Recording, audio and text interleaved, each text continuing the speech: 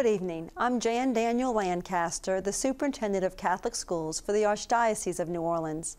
Thank you for welcoming me into your home this evening to share the good news of Catholic education in our area. Every month, Our Schools, Our Future will feature topics of importance in Catholic education and highlight the special accomplishments of our area Catholic schools and their students. In this special episode of Our Schools, Our Future, Archbishop Amen will join me as we discuss the strategic plan for Catholic schools. The Archdiocese of New Orleans has been undergoing the strategic plan for over a year, and as we come to the final stages, Archbishop Amen will give us some history and fill us in on the upcoming steps.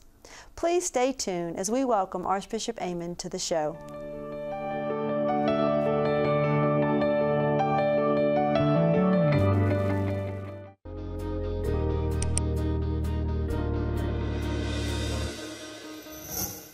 For over 160 years, Holy Cross School has been educating students' mind and heart, body and soul. Continuing the traditions laid out by the school's founder, Blessed Basil Moro, Holy Cross nurtures the whole person, beginning in his youth and continuing through young adulthood. The mission has been accomplished through a challenging yet caring college preparatory academic regime that is supplemented by an extensive athletic and extracurricular program for the young men of New Orleans, grades 5 through 12. Holy Cross's curriculum is designed to help each student grow to reach his full potential, with the rotating block schedule allowing for more in-depth learning. On a completely wireless campus, classroom instruction is supported by the individual laptop program and smartboards. All students in grades 5 through 12 are issued laptops. Holy Cross's athletic program has been enhanced with a 2,036-seat student center. The student center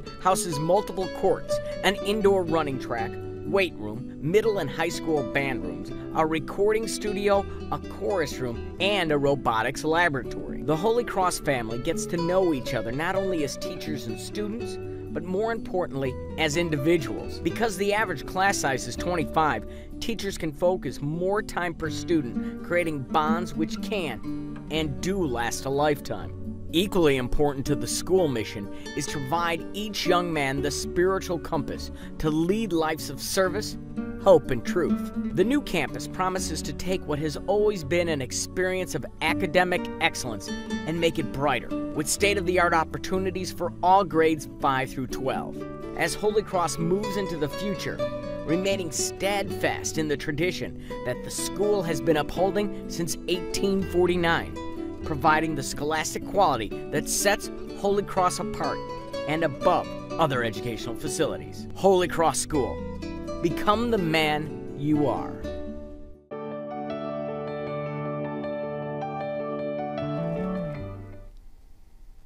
Welcome back to Our Schools, Our Future, our new program to help us in the mission of sharing the good news of Catholic education. Every month, we highlight our schools and special initiatives in which they are engaged. This week, we have a special format discussing the strategic plan for Catholic schools with our very own Archbishop Amen. Welcome to our show, Archbishop, and thank you so much for being here tonight. Thank you, Dr. Lancaster. It's a pleasure to be with you. Well, as you know, we have embarked upon the strategic plan. We have. And it has been a very interesting year. It's been a challenging year. Well, I was wondering if perhaps you can tell us the history and just what made you decide to do this and get Catholic University in. And I must say, I love working with Dr. John Convey and Dr. Linda Fury. But if you can give us some background information. Sure. Well, I think for a long time, even before I arrived, there was a lot of discussion and planning about what is the future of Catholic education in the country, but also in the Archdiocese of New Orleans. And so as I got into various discussions and planning sessions about various things in the diocese, the issue kept coming up. And then I learned of one or two possible plans that had sort of gotten into motion. And in examining those plans, it seemed to me that they were not thorough enough, that they really were not assessing where we are and where we needed to be. And so we looked at a couple of companies who do this kind of strategic planning. And through that process decided that Catholic University, upon the recommendation of National Catholic Educational Association, decided that the Catholic University would be able to help us. And I certainly agree with you that Dr. John Convey and Dr. Linda DiFiore, are just very, very good. They're true experts at this. Not only do they know Catholic education and Catholic schools throughout the United States, but they're teaching in the education department. They've done the research. And so we contacted them and asked them if they would meet with us and to lead us through what we knew would be a very challenging process. And what we asked them to do was tell us where we are and then give us some options as to where we can go, what are our strengths, what are our weaknesses, what are some of the issues that we have to look at, and also to look at those in light of what else is happening in the rest of the United States regarding Catholic schools. But in every diocese, there are unique challenges and unique invitations for growth, and certainly we have those here. So that brings us to a year ago when they began the study, and I think it's progressed well. I think they are certainly asking the right questions. Well, I was at Chappelle for the meeting in April and then again in June, and I was so impressed. This was before I came on board as superintendent, but I was just so impressed with how thorough they were and how they really set a culture of collaboration where people got to talk with each other about what they saw as the problems in the Archdiocese, or I should say the challenges, and then to come back again in June and show everyone, the same group of people from parishes, and just what they had found, and then offer those people the opportunity to give solutions and be the first group to give data. So I thought that was very interesting.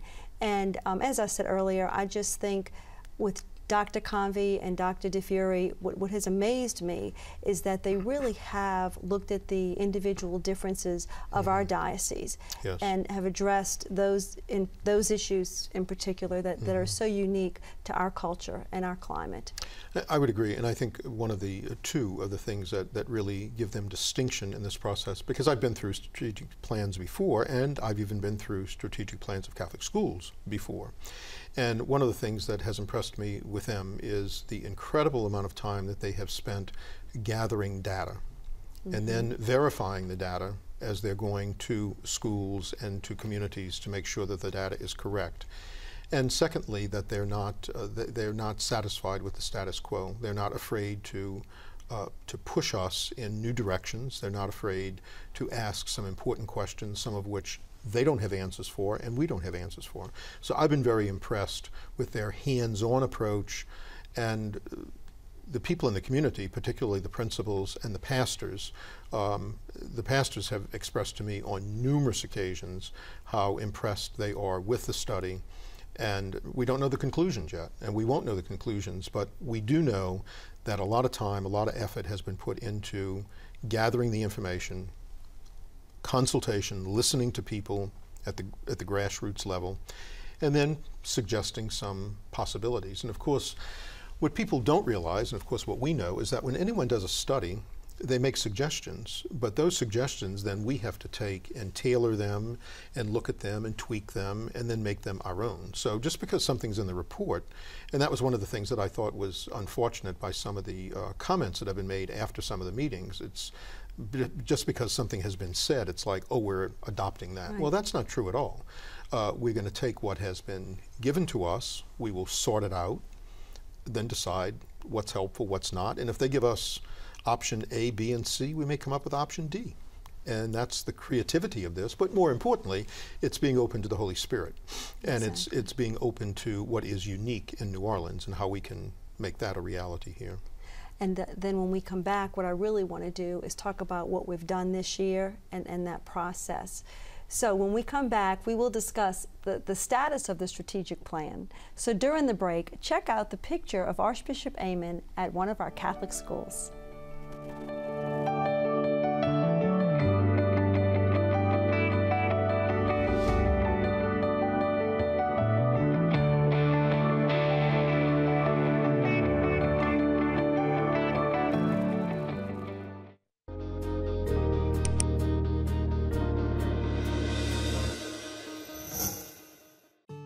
Setting new standards of excellence, St. Clement of Rome is the area's first Catholic elementary school to receive accreditation from the prestigious Southern Association of Colleges and Schools. In addition, St. Clement is recognized by the United States Department of Education as a blue ribbon school in the President's No Child Left Behind program. Located in the heart of Metairie, St. Clement of Rome provides a complete education rich in physical, intellectual, cultural, and most importantly, spiritual growth. St. Clement's dedicated and caring faculty and staff see each child as an individual with unique talents to be developed and nurtured. The 535-member student body consistently ranks near the top in standardized academic testing. All students receive instruction in computer, foreign language, music, and physical education. Middle school students are offered accelerated math and English classes. Early childhood classes have a teacher's assistant to help meet the needs of the children. In addition to an outstanding accredited curriculum, students are also given the opportunity to participate in our nationally recognized band program, as well as chorus, drama, art, sports, cheerleading, chess, liturgical celebrations, service projects, and much more. All of these make up the well-rounded education your child will receive at St. Clement of Rome School.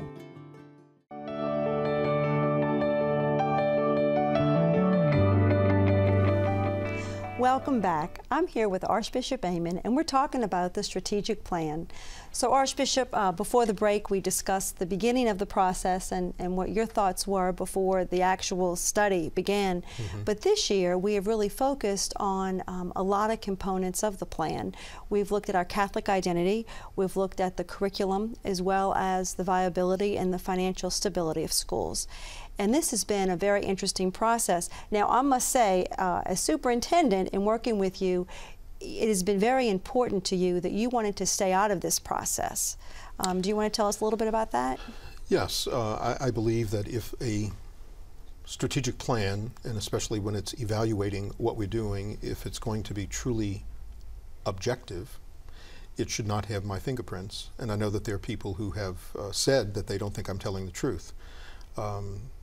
Some have been more direct and said that I'm lying, that I have had a part to play in the plan, but I really have not. No, you have not. And I've done that on purpose, and it's not that I'm trying to distance myself for bad reasons. I think it's for a good reason, that I want the plan to be totally objective from pastors, principals, presidents, parents, and teachers. And if we get their views and the mix of those views, then I believe that what comes to me will be sort of a summary of those things with specific recommendations. But I don't think the plan should have my thoughts or my recommendations. And so I believe in the Holy Spirit. I believe that a distance from certain activities is healthy and helpful. And I look forward to seeing the plan. I know the themes that the plan is addressing, but I look forward to reading it and then to sorting it out with more consultation. Well, you really have stayed out of it this year. I can vouch for that. And so and as a new superintendent coming on board, it has been a wonderful opportunity for me to really get to know the Archdiocese and get to know our family of schools. One of the components, as I said earlier, we looked at Catholic identity and we looked at a strong curriculum. Well, you know, when I go into the schools, I see the sacredness that our schools offer our students, and I'm so pleased with that.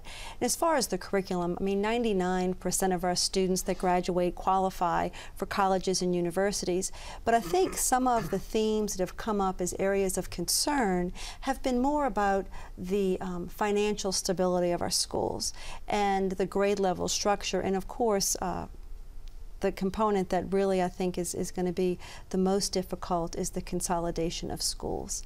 Right. And those three components have come up as we've gone throughout the town hall meetings. Now, with the town hall meetings, what impressed me so much was the passion in which people had views about Catholic education. That really impressed me because it showed me how much people really care.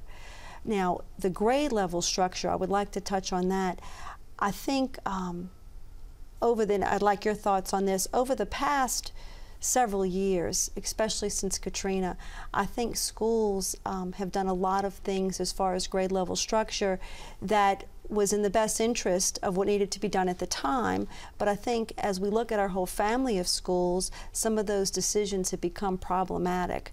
And so now I think we need to look at that, and especially right now as we have less students in this area and in this region, that it's just a little more problematic with the different grade level structures. Well, it certainly is, and actually, although I think it's become more complicated since Katrina, it goes back a couple of decades. And you know, who can have 4th grade, who can have 5th grade, 6th grade? Should a high school have 7th and 8th grade? Should it be left at the elementary school level? As I have said, and I've said this publicly to the presidents and the principals and to the pastors, I am quite sure, and I truly believe, that over the last 3 decades, people have acted out of their own best interest, in the best interest of their school, and I'm sure that they acted in goodwill. However, that being said, we have created what I consider an incredible mess. And I think it's time we face that mess, that we need some uniformity throughout the Archdiocese, not for the sake of uniformity, but for the sake of what is the best in terms of educational practices, and what is the best not just for my school, but what's the best for the Catholic school, the family of Catholic schools in the Archdiocese. And so we really don't know what the suggestions will be in terms of the grade level structures. And I am not in any way talking against decisions that have been made. I believe that the decisions that have been made were based on data that they had at the time, the survival of the school, the growth of the school, and quite frankly, in the Archdiocese, to a large extent, schools were kind of left on their own to make these decisions. Now we're at a crunch time where we're looking back at some of these decisions, and by various people making them, we have created a very unwieldy situation. And so we need to look at that, to assess that, and to, I'm assuming, to make some changes, but I don't even know what those changes are going to be. And certainly they're not going to be made in a year or two. We're probably looking at a 5 to 10 year period of time where we can try to redo this. What that's going to look like, I don't know. But I believe that by getting together with presidents and principals and some members, representatives of the faculty, the school board for the Archdiocese, and with the priest, I think we should be able to come up with, and we can come up with, something that would be very beneficial for the Archdiocese. And I've been impressed with the principals and the presidents, I have too. And even you know, when the pastors came together, the superiors of the different religious orders, I think everyone realizes that we need to look at this grade level structure. And I'm so pleased that everybody is on board with that, from what I can see. And this is no reflection on the strategic plan. This is a human reality that we all want the best thing. But then we have to realize, and that's where the crunch comes, in order to achieve the best thing for the family of schools, many people will have to give and some will have to take. And that's never easy. And it never has been. It's not easy in our individual families. It's not easy in the family of schools. But we're all going to have to give and take some. And I have no doubt that what we end up coming up with will not be perfect. But let's hope, and I believe, that it'll be a better and healthier situation than we have now. Well, and I think with you as our Archbishop, one thing that I know our presidents and principals appreciate, one of many things, is the way that you listen and the way that you build those relationships with them. And so people know that they can always talk to you about areas of concern. Well, and I want to, and I think I listen. I listen, and then I pray, and then I listen more, and then I pray more. And ultimately, we're asking the questions: how can we make the family of schools in the Archdiocese of New Orleans healthier? And how can we make Catholic education available to more people? And how can we, no matter how good Catholic education is in the Archdiocese, there's always room to raise the bar. And we can never be satisfied with what we have at the present time. We always can raise the bar a little bit more. And I'm committed to that. Well, and we are so lucky to have you here, and it's obvious that you are committed to that. And we really appreciate that. And when we come back, we'll talk more about what the process is going to be next year when it goes into your hands. so stay tuned to see what's next with the strategic plan for our Catholic schools.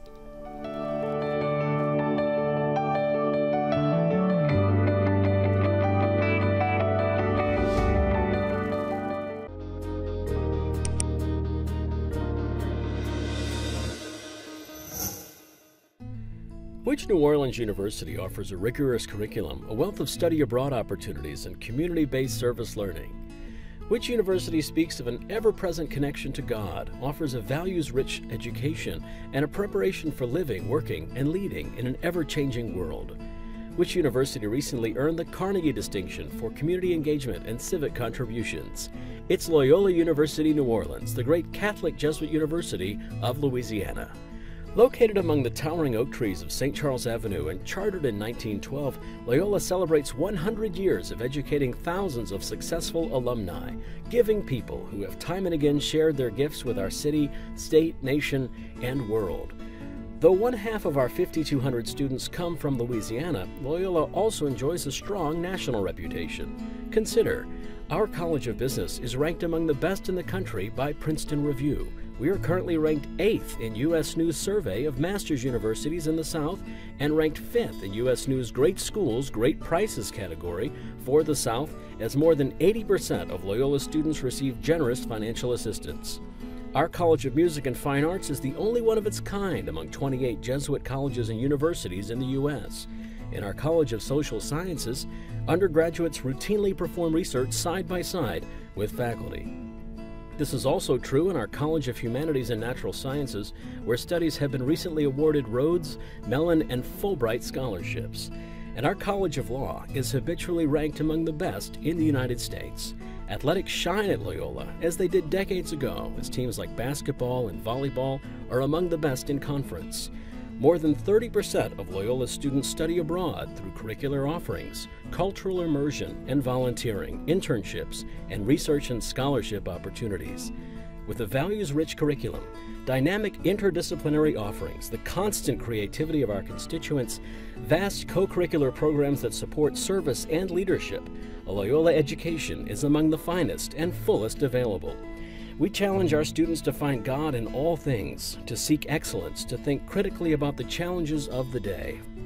For Loyola, the world is our blackboard. Find us online at www.loyno.edu or call 1-800-4-LOYOLA to schedule your visit with us to see more, so much more, of Loyola University New Orleans.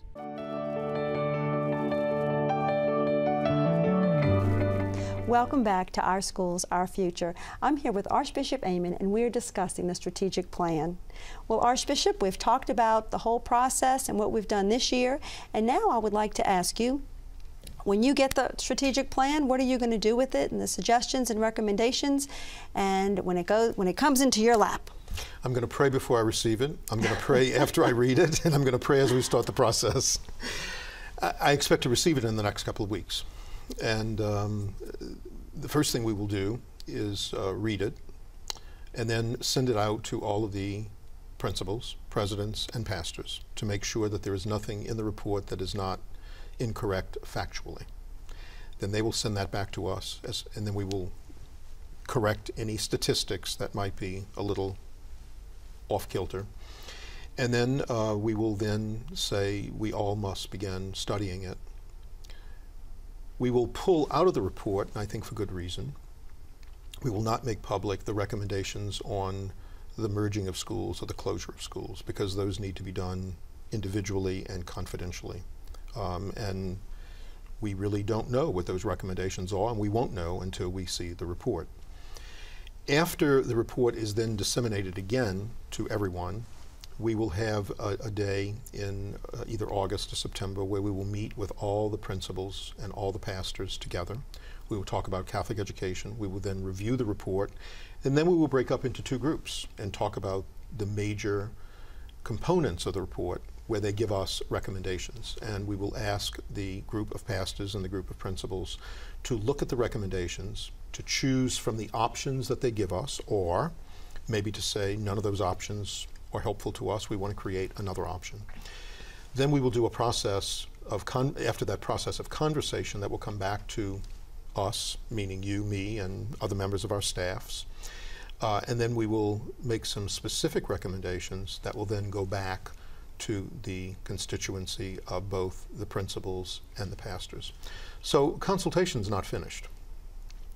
We still have to look at some governance issues. We still have to look at the grade structure. We have to look at tuition.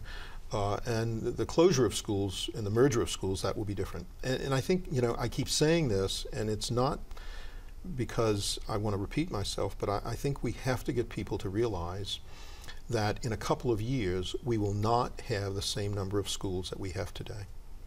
Demographics have changed. Many things have changed. The number of children that we have in Catholic school has changed. Families are smaller, neighborhoods are different. It cannot be business as usual. And we have, during the past year and a half, I personally, with other members of our staff, you included, we have met with 18 schools that are struggling financially, they're struggling with enrollment. And we're going to have to look at those schools very carefully. If they can continue, we want them to. Right. If they cannot, we need to find options.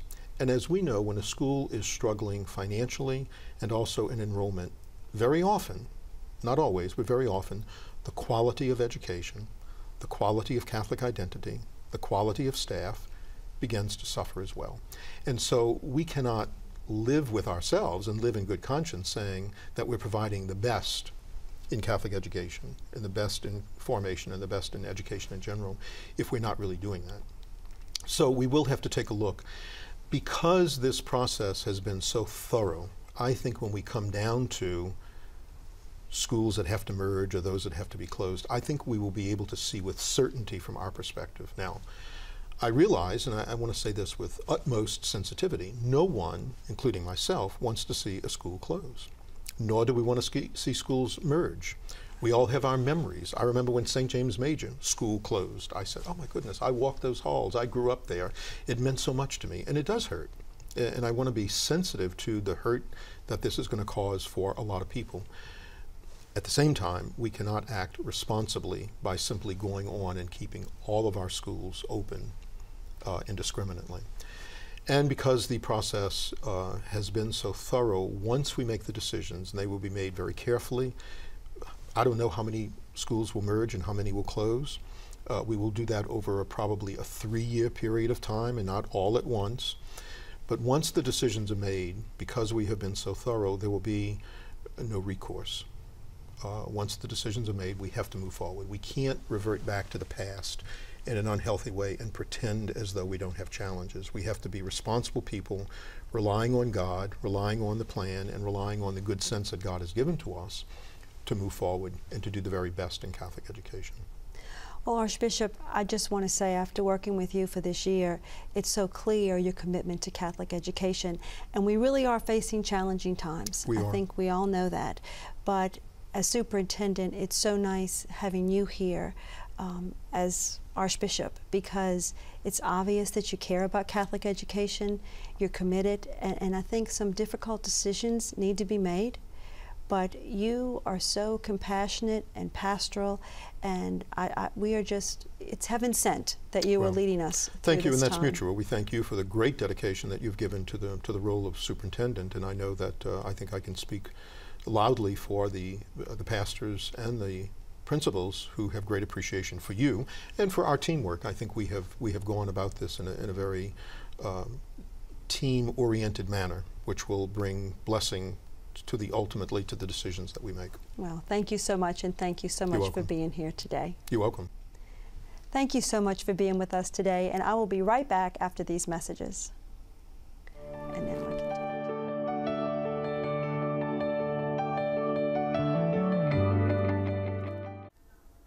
Again, I want to thank everyone here at WLAE for helping make this program possible.